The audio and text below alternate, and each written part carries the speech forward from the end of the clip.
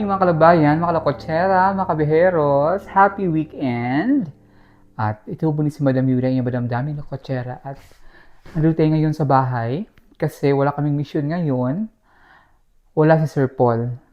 No? Wala si Sir Paul kasi andyan na siya sa Luzon. Kung kailan may bagyo, tsaka siya pumunta dyan sa Luzon. So,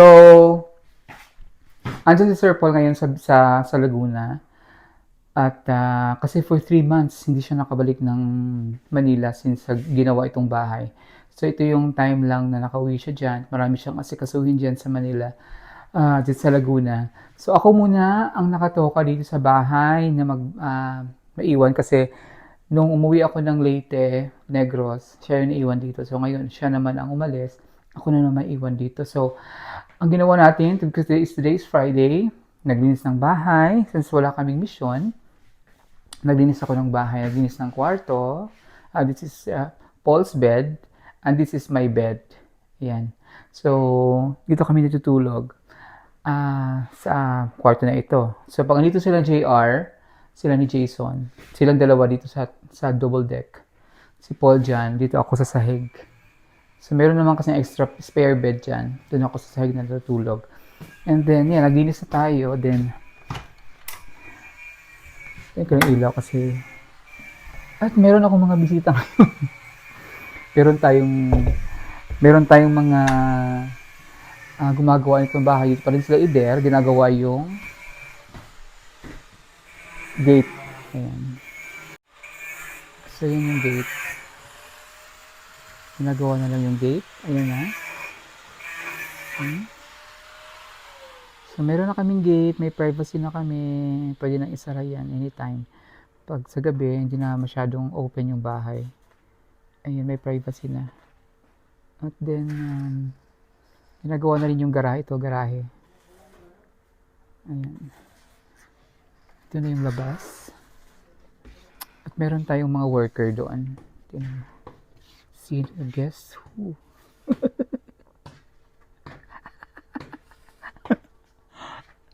Ang special at ang extra special.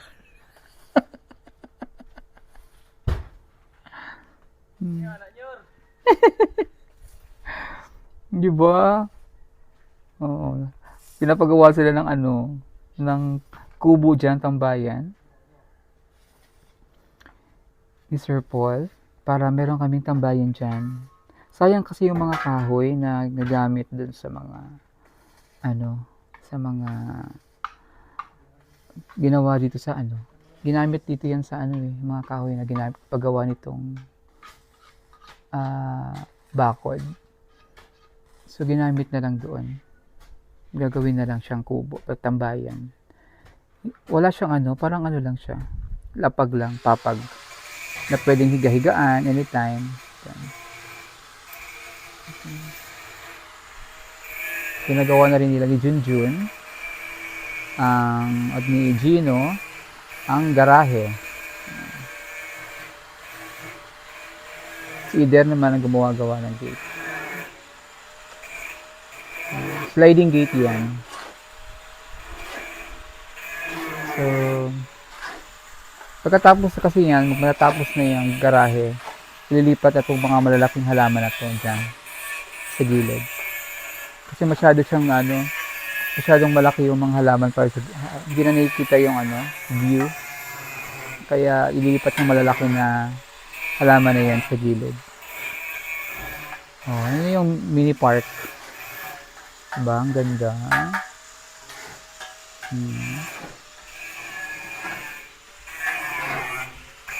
So, tayo naman ay naglinis ng bahay. So, ang toka ko naman ay panatilihing malinis ang bahay. Ayoko naman ako ko lang talaga, ayoko ng maduming bahay. So, this is the terrace. Meron kaming nilagay dito na net kasi may bird dito na talagang tinitira niya yung sinisira niya yung ang daming ipot. Yan, ang mga ipot na yan, sa kanya yan. Talagang inaano niya yung glass. Nagagasgas na yung glass. Parang gusto niyang pasukin. Hinalang, naman, glass naman siya. Kaya nilagyan ni Paul ng ganito para matakot siya. Ayan. May parang net. So, ayan ang ating terrace. Ito yung terrace sa likod. Overlooking dyan sa, ano, nandun sila sa baba. So, ito yung mga solar na ginagamit sa gabi para pang abo namin, ito yung pang overnight namin na ilaw sa loob. Yan, si-charge namin siya para mas nakatipid. Gusto, ayun po, available po sa PB Team Solar. Sa nais mong mag-order niyan, maaari po kayo mag-message sa PB Team Solar para for inquiries and order. Ang maganda dyan sa solar na yan, yung branded siya, ay talagang naglalast yung ilaw. Yung kagaya nung sa akin, since 20, ano na yon, magto 3 years na siya, ano pa rin, malakas pa rin siya umilaw. Hindi nasisira yung hamagdamag pa rin siyang umiilaw. So, dito sa baba, kasi ang tokang ngayon ay alas 11:50 na ng umaga.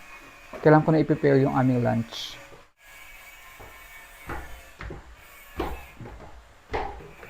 So, nag-prepare na ako dito ng aming lulutuin. Because dahil today is Friday, guess kung anong ulam namin. Tcharing! Oh, di ba? Munggo. Naglaga muna ako ng munggo kasi magigisa ako ng munggo. Lalagyan ko ng chicken kasi meron tayong bawal ang chicken, si Ralph. Dahil si Ralph ay Adventist.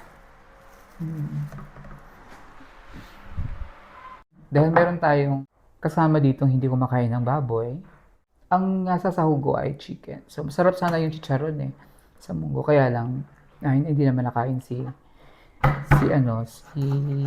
Ralph ng pork. So, chicken na lang sa sahog ko. Naghimay na rin ako ng malunggay. Courtesy of, kapitbahay sa malunggay. Nahihingi lang kami dito ng malunggay sa kapitbahay kasi madaming may-ari doon yung malunggay na yun. Parang nasa lang siya, sa isang tabing kalsada. Na daming puno ng malunggay. So, sabi naman doon, pwede na daw kumuha lang doon ng gusto nyong magulay. Pwede na kayo kumuha doon na enough lang din. No? Huwag mong gawing business. Kasi baka kunin, mangunguha ka doon para pambenta mo. Alam niyo ba ang munggo, hindi totoo yung munggo na nakakaano daw ng gout. Ang sabi, ang nakakalala ng gout or sa arthritis or whatever na mga gout na yan, ay yung sahog na hinahalo mo sa munggo, hindi yung mismong munggo. That's according to the study. Kaya, alam niyo ba, favorite ko munggo. Kahit araw-araw munggo. At saka kakausap ko lang ng ating sponsor, yung si Tita Susan, ng Vancouver, ay favorite din ni Tito Johnny, yung kanyang asawa, ang munggo. Shout out dyan kay Tita Susan, log of Vancouver, Washington. Hindi Vancouver, Canada, Vancouver, Washington, USA. At kay Tito Johnny, ang kanyang poging husband, napakabait na husband, si Tito Johnny. Ayan. They are senior citizens na dyan sa US. No? Retired na sila dyan sa US. Thank you so much kay Tita Susan. And of course, shoutout din sa ating mga sponsors ating mabubuting sponsors na laging sumusuporta at mamahal sa Puong Behero Team. No? Siyempre, yung unang-una sa aming nanay, si Tita PB Love. Then, sa aming second nanay, si Tita Minta Blackhanger of Germany. Of course, kay Tita Sel sa Australia, Mama Maria Early of Australia,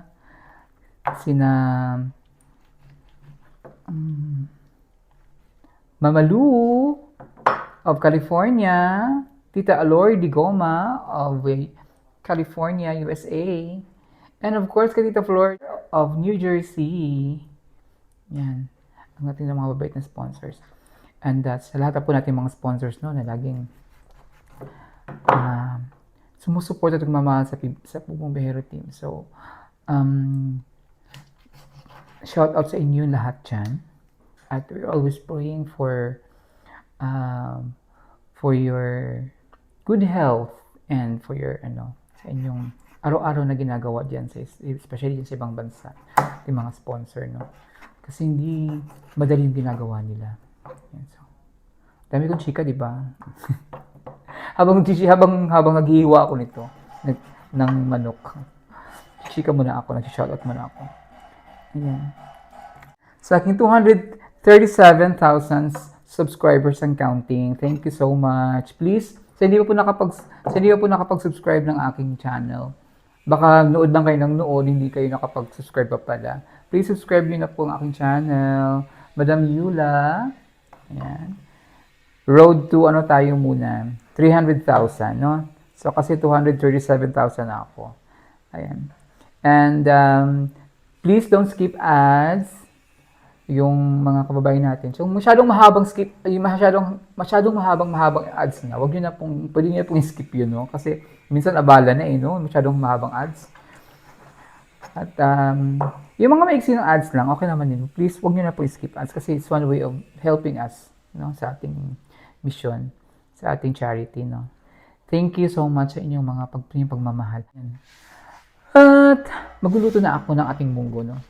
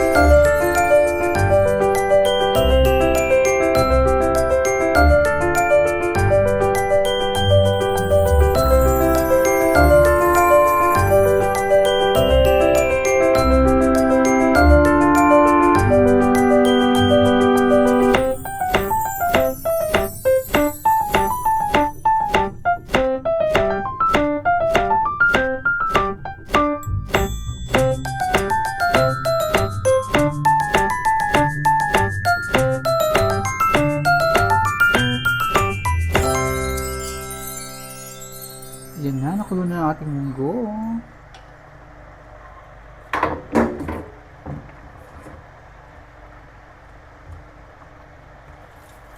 It's boiling na. Ayun na yung tanglad.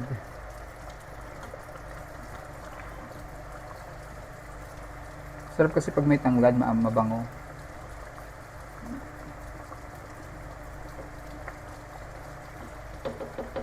So, lagyan na natin yung malunggay. So, ilagay natin ang malunggay for the final touch.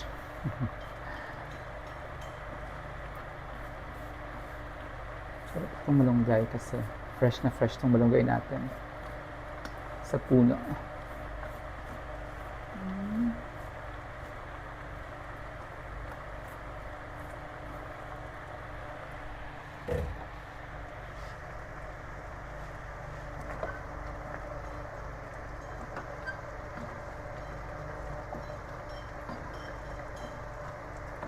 Okay, init.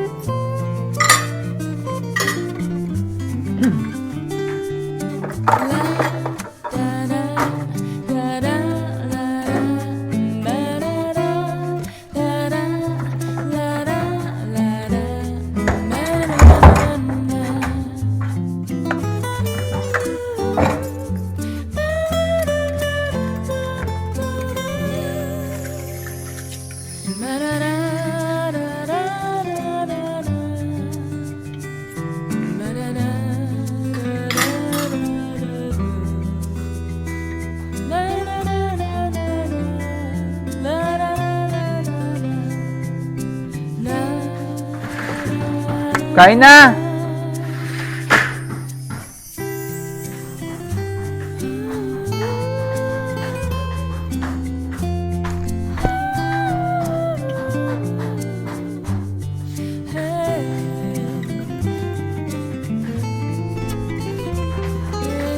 Kain na tayo. Lunch na.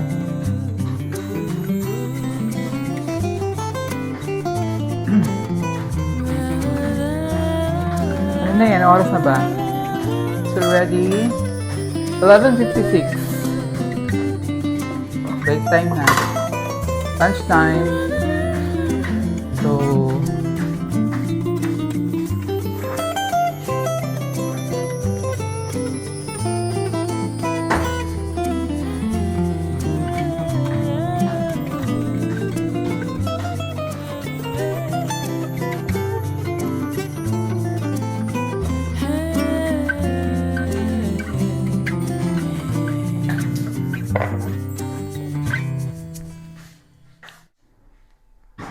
ito na ang ating munggo.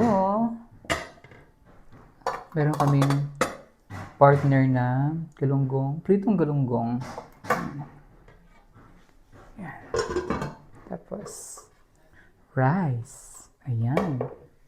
So, wala pang sila napunta. May tinatapos pa sila.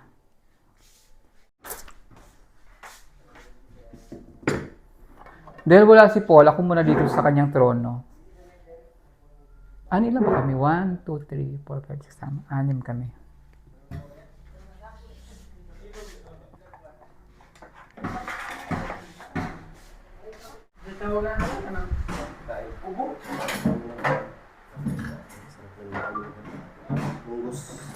Munggus. Para sa mga munggol. Favorite? Yan ang paboritong ulam ni Ralph. Munggus.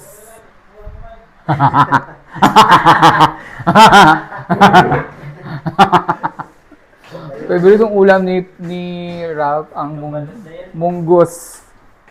Para sa mga munggol.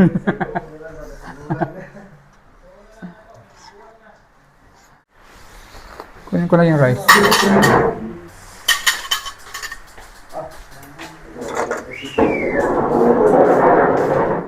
Alami, madam ay. Pero wag tagbo.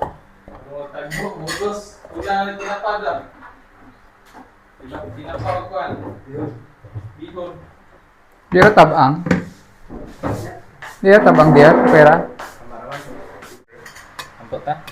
Ama na utas sa langit, Ginoo salamat ning grasya nga sa mga tubangan Lord, kini magahatag ka baskog sa mga panglawas Lord. O panalangin ni sa tagsa Lord nga dili mi makulangan sa mga pagkaon sa matag adlaw Lord. O panalangin ni Lord ang mga kamot nga nag-andam ni Lord, ikaw nagahatag ug panalangin sa inyo. Kini tanan Lord kung salamatan sa ngalan ka Ginoo mo Lord as inyo. Amen. Ati ko man po no. Murag pastor. O na ikuan din.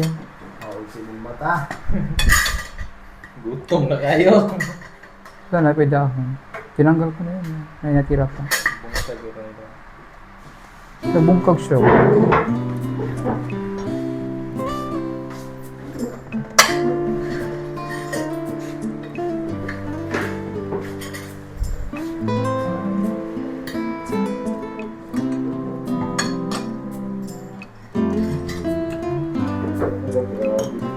Niagin na yung bagyo, no?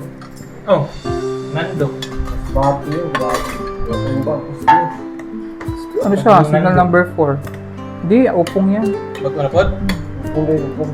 Bantog dito tubig hangin mo gawayan. Siguro kayo, bagong garita no? Garita. Kasi bagyan. Ito rin sila, pag-ilula. Sigarita. Bulag yun dyan. Wala ninyong duha. gula. Gula ba? Gula. Balik ka. Pag mga number 4 ba siya? Sa buhod ang pusok kaya po daw eh. Ano yung balay? Nagubo na nakakita kita pinok.